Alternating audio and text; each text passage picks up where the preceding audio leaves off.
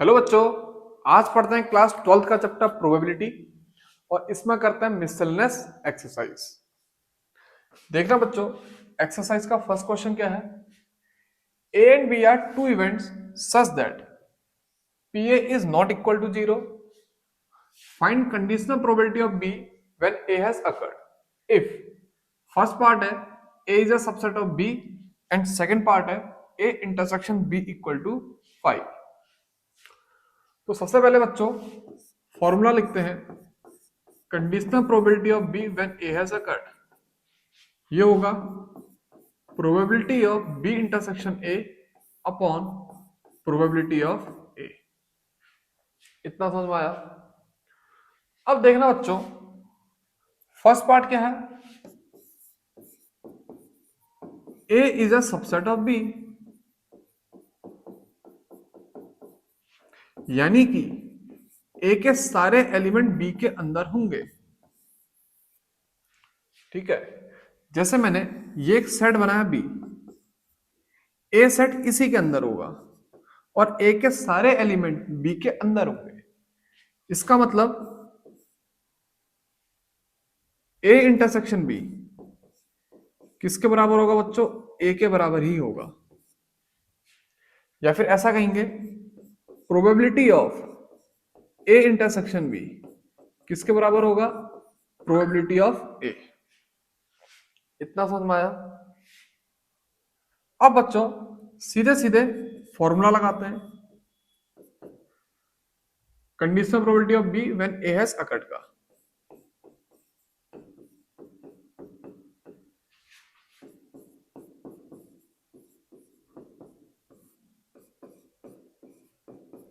देखो, probability of B intersection A और probability of A intersection B दोनों क्या होंगी, सेम होंगी। और किसके बराबर है, प्रोबेबिलिटी ऑफ ए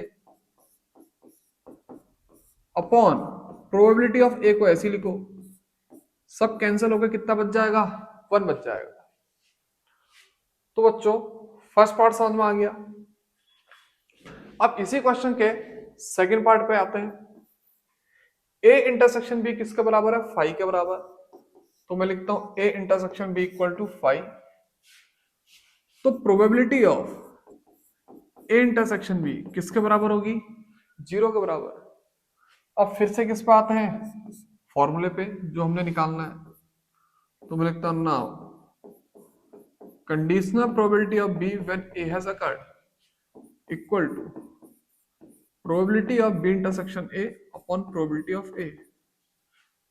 अब बच्चों probability of B intersection A और probability of A intersection B दोनों सेम होगी और कितनी होगी, 0। तो लिखेंगे 0 अपॉन प्रोबेबिलिटी ऑफ ए, यानी कि सेकंड पार्ट का आंसर कितना आ जाएगा बच्चों, 0। और फर्स्ट पार्ट का कितना था, 1। तो फर्स्ट क्वेश्चन समझ में आ गया, जल्दी से नोट करो।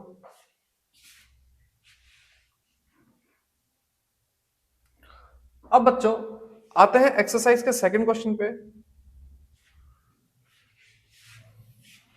अ couple has 2 children.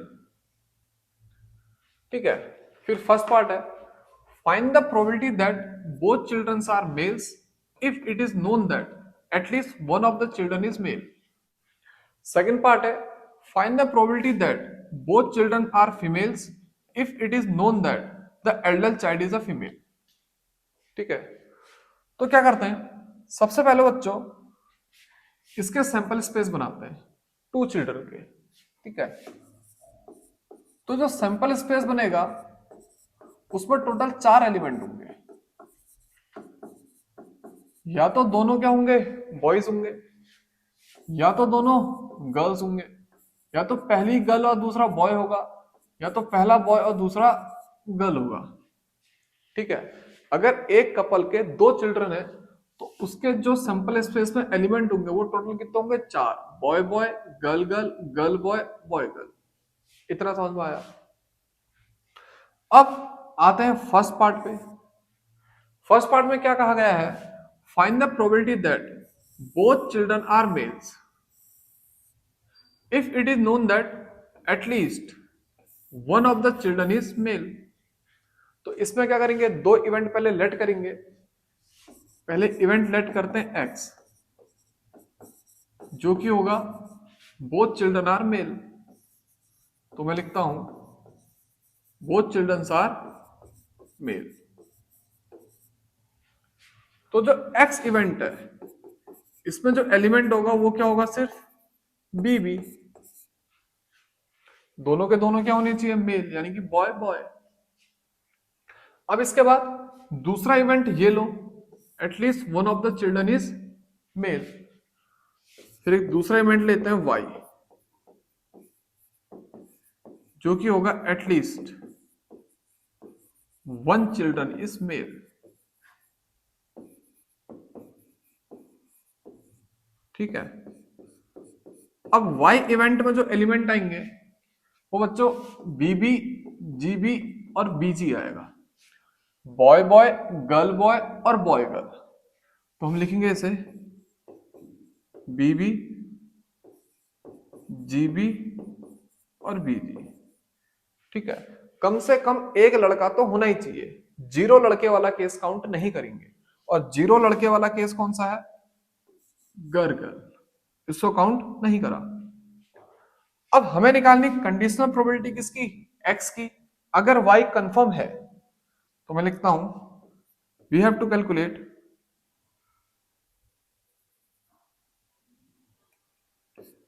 Conditional probability of X when Y has occurred. ठीक है। इसका फॉर्मूला क्या होगा बच्चों, probability of X intersection Y upon probability of Y. इतना समझ में आया। अब सबसे पहले क्या करेंगे, एक्स इंटरसेक्शन वाई को देखेंगे। तो मैं लिखता हूं एक्स इंटरसेक्शन वाई।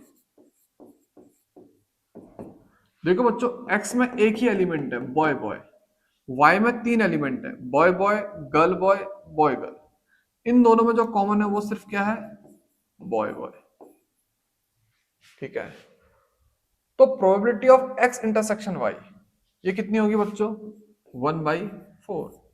देखो एक्स इंटरसेक्शन वाई में कितने एलिमेंट है, एक। सैंपल स्पेस में टोटल कितने एलिमेंट है, 4। तो इसकी प्रोबेबिलिटी कितनी होगी, 1/4। अब ऐसी प्रोबेबिलिटी ऑफ वाई, देखो बच्चों वाई में कितने एलिमेंट है, 3। टोटल कितने एलिमेंट थे, 4 सैंपल स्पेस में। तो प्रोबेबिलिटी ऑफ वाई कितना होगा, 3/4। 4 से 4 क्या हो जाएगा, कैंसिल। तो आंसर कितना आ जाएगा, 1/3। इतना समझ में आया। तो बच्चों इसे नोट कर लो, फर्स्ट पार्ट समझ में आ गया।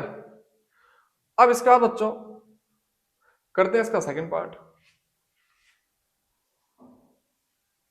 अब इसके सेकंड पार्ट में क्या कहा गया है, find the probability that, sorry ये रहा second part, find the probability that both children are females if it is known that elder child is a female. अब इसमें भी बच्चों 2 इवेंट लेट करेंगे। ठीक है, कितने इवेंट लेट करेंगे, 2। पहला इवेंट क्या होगा, बोथ चिल्ड्रन आर फीमेल्स। तो मैं लिखता हूं लेट एक्स एक ऐसा इवेंट है जिसमें है बोथ चिल्ड्रन आर फीमेल। ठीक है। तो एक्स इवेंट में जो एलिमेंट आएंगे वो क्या आएंगे, जी जी, यानी कि गर्ल गर्ल। दोनों के दोनों क्या होने चाहिए, गर्ल्स होने चाहिए। दोनों के दोनों क्या होने चाहिए, गर्ल या फिर फीमेल होने चाहिए। यहां पर को मैं सैंपल स्पेस लिख लेता हूं, यहां पर को मैं सैंपल स्पेस लिख लेता हूं। क्या थे, girl girl, boy boy, boy girl और गर्ल बॉय। तो एक्स इवेंट क्या है, बोथ चिल्ड्रन आर फीमेल, और एक्स इवेंट के एलिमेंट क्या होंगे, जी जी। फिर एक इवेंट और कंसिडर करेंगे, वो कौन सा है, Elder child is female. Elder child is female. तो बच्चों एक इवेंट और कंसिडर करो वाई, जिसमें लिखा जाएगा एल्डर चाइल्ड इज फीमेल। इतना समझ में आया। तो इसका मतलब वाई इवेंट में जो एलिमेंट होंगे वो कौन कौन से होंगे, एक तो गर्ल गर्ल होगा और एक गर्ल बॉय होगा। देखो जो बड़ा बच्चा है वो क्या होना चाहिए, फीमेल होना चाहिए। तो अगर हम पहले बड़े बच्चे को लिख रहे हैं, तो इसमें पहले नंबर पे कौन है? गर्ल है, यानी कि गर्ल बड़ी है। इसमें पहले नंबर पे कौन है? बॉय, यानी कि बॉय बड़ा है। इसमें पहले नंबर पे कौन है? बॉय, यानी कि बॉय बड़ा है। इसमें पहले नंबर पे कौन है? गर्ल, यानी कि गर्ल बड़ा है। तो यानी कि ये वाला केस और ये वाले केस में गर्ल क्या है? बड़ी है, ठीक है। तो जो वाई इवेंट होगा उसमें दो एलिमेंट ये और ये आएंगे। अब क्वेश्चन के अकॉर्डिंग हमको निकालनी है conditional probability of X when Y has already occurred, ठीक है। If it is known that the elder child is female, यानी कि बड़ी चाइल्ड फीमेल है, ये हमको पहले से पता है, ठीक है। ये वाला इवेंट पहले से पता है और इसकी प्रोबेबिलिटी निकालनी है। क्वेश्चन को अच्छे से पढ़ लेना। तो बच्चों हमको निकालना है conditional probability of X when Y has already occurred. इसका फॉर्मूला क्या आएगा बच्चों? Probability of X intersection Y upon probability of Y. अब सबसे पहले क्या करेंगे बच्चों? एक्स इंटरसेक्शन वाई की तरफ देखेंगे, ठीक है। जो एक्स इंटरसेक्शन वाई है, इसमें कौन सा बच्चों एलिमेंट कॉमन है? जी जी, समझ रहा। एक्स और वाई में जी जी ही क्या है? कॉमन है। इतना समझ में आया? तो यानी कि probability of X intersection Y कितना आएगा बच्चों? 1/4। देखो एक्स इंटरसेक्शन वाई में एक एलिमेंट था, सैंपल स्पेस में टोटल कितने हैं? 1 2 3 4, तो इसकी प्रोबेबिलिटी कितनी आएगी? 1/4 upon probability of Y. Y में कितने एलिमेंट है बच्चों? 2। सैंपल स्पेस में कितने एलिमेंट थे? 4। तो यानी कि प्रोबेबिलिटी ऑफ वाई कितनी आएगी? 2/4। 4 से 4 क्या हो जाएगा? कैंसल। तो हमारा आंसर कितना आ जाएगा बच्चों? 1/2। तो सेकंड क्वेश्चन का सेकंड पार्ट भी समझ गए होगे। तो बच्चों जल्दी से नोट कर लो।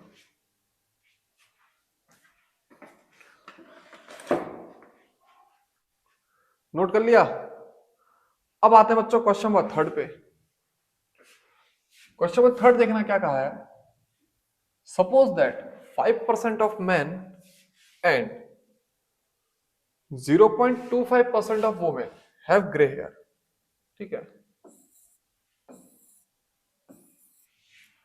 A gray haired person is selected at random. What is the probability of this person being males? Assume that there are equal number of males and females. Question पढ़ लो फिर मैं समझाता हूं। देखना बच्चों क्वेश्चन के अकॉर्डिंग कुछ मेल्स हैं कुछ फीमेल्स हैं, ठीक है। और दोनों इक्वल नंबर है, यानी कि मेल भी 50% होंगे और फीमेल भी 50% होंगे। फिर फर्स्ट लाइन चेक करो क्या कहा है? 5% of man and 0.25% of women have grey hair, यानी कि मैन जिनके हेयर ग्रे हैं, ठीक है, man having grey hair are 5%।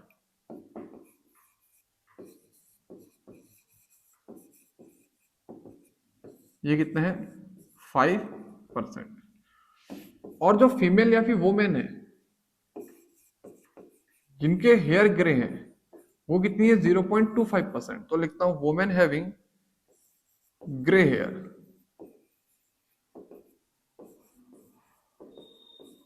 Are 0.25%।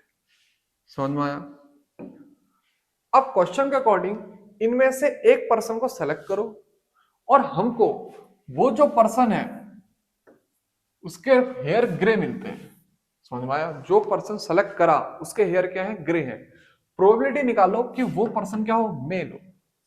तो यानी कि इसमें सीधे सीधे कौन सी थ्योरम लग रही है? बेस थ्योरम लग रही है, ठीक है। तो एक काम करते हैं, सबसे पहले इसमें दो इवेंट लेट करते हैं, ए एंड बी। मैं लिखता हूं लेट ए। ए एक ऐसा इवेंट है जिसमें पर्सन मेल है, तो मैं लिखता हूं let a person is male. और बी एक ऐसा इवेंट है जिसमें पर्सन क्या है? फीमेल है। ए एक ऐसा इवेंट है जिसमें पर्सन मेल है और बी एक ऐसा इवेंट है जिसमें पर्सन क्या फीमेल है, तो जो प्रोबेबिलिटी ऑफ ए होगी वो कितनी होगी 1/2। ऐसे ही जो प्रोबेबिलिटी ऑफ बी होगी वो भी कितनी होगी 1/2। क्यों? क्योंकि मेल और फीमेल दोनों कितने हैं 50%। इतना समझ में आया। अब एक इवेंट लेट करोगे क्या सी कि पर्सन के हेयर क्या है ग्रे, तो मैं लिखता हूं लेट सी एक ऐसा इवेंट है person having person have grey hair. C एक ऐसा इवेंट है जिसमें पर्सन के क्या है हेयर ग्रे है। तो बच्चों मैन हैविंग ग्रे हेयर कितने हैं 5%। तो हम लिखेंगे conditional probability of C when A has occurred, conditional probability of C when A has occurred ये कितना है 5%। ठीक है, या फिर एक काम करो इसे लिखो 5/100। ऐसे ही conditional probability of C when B has occurred वो कितना है 0.25%। समझना इन दोनों केस को।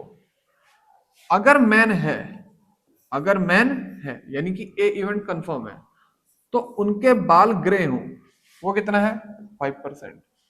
इसमें देखो अगर वो मैन है यानी कि बी इवेंट क्या है कंफर्म तो उनके बाल ग्रे हो वो कितना है 0.25%। इतना समझ में आया।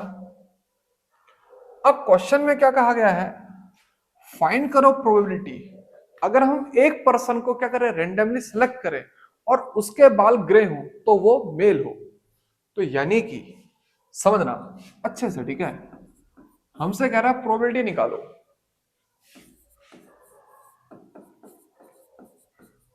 If person selected have grey hair, ठीक है, और ये ग्रे हेयर कंफर्म इवेंट है, ये होना ही होना है, तो मैं लिख देता हूं इसे confirm event, then it is male. तो वो जो पर्सन है वो क्या हो मेल हो। इतना समझ में आया।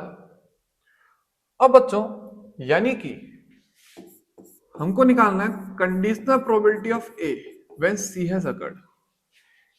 ग्रे हेयर का होना कंफर्म है, प्रोबेबिलिटी निकालो कि वो मेल हो। तो सीधे सीधे फॉर्मूला लगाते हैं। पहले हम क्या करेंगे मैन को सेलेक्ट करेंगे। अब मैन क्या हो गया कंफर्म, तो फिर उसको मल्टीप्लाई करेंगे probability of C when A has occurred.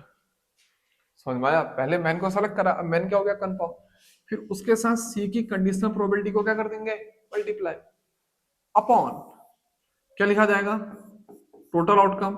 यानी कि क्या करेंगे बच्चों सिंपल से पहले मैन को फिक्स करा फिर उसको मल्टीप्लाई करेंगे सी की कंडीशनल प्रोबेबिलिटी के साथ प्लस अब बच्चों पीबी यानी कि वुमेन को सेलेक्ट करा फिर उसके साथ मल्टीप्लाई करेंगे कंडीशनल प्रोबेबिलिटी ऑफ सी यानी कि व्हेन वुमेन का होना कंफर्म है तो उसके हेयर ग्रे हो। ये फॉर्मूला समझे। पहले ए को कंफर्म करा फिर उसको मल्टीप्लाई करेंगे कंडीशनल प्रोबेबिलिटी ऑफ सी के साथ, फिर ऐसे ही ए को कंफर्म करा अपॉन में उसको मल्टीप्लाई करेंगे कंडीशनल प्रोबेबिलिटी ऑफ सी के साथ प्लस बी को कंफर्म करेंगे पहले तो बी को सेलेक्ट करेंगे फिर उसको कंडीशनल प्रोबेबिलिटी ऑफ सी के साथ क्या करेंगे मल्टीप्लाई। इतना समझ में आया। अब बच्चों प्रोबेबिलिटी ऑफ ए कितनी है 1/2 तो यहां पे क्या पुट किया जाएगा 1/2। अब conditional probability of C when A has occurred कितना आएगा 5/100 अपॉन यहां पे तो 1/2 इंटू 5/100 ही लिखोगे प्लस बच्चों बी की प्रोबेबिलिटी कितनी है 1/2 into conditional probability of C when B has occurred वो कितना आएगा 0.25 अपॉन 100। इतना समझ में आया। 1/2 1/2 1/2 कैंसिल 100 100 100 भी कॉमन लेके क्या हो जाएगा कैंसिल। तो समझना बच्चों ये जो बचेगा 5 अपॉन 5 प्लस 0.25 यानी कि 5/5.25, इतना समझ में आया। तो बच्चों इसको लिख सकते हैं हम 500/521, 525, ठीक है, 500/525। फिर इसको 25 से कट कर दो, ये जाएगा 20 टाइम्स, ये जाएगा 21 टाइम्स। तो हमारा जो फाइनल आंसर आएगा प्रोबेबिलिटी का वो कितना आएगा, 20/21। तो बच्चों क्वेश्चन का थर्ड भी समझ गए होगे, बेस थ्योरम है, जल्दी से नोट कर लो।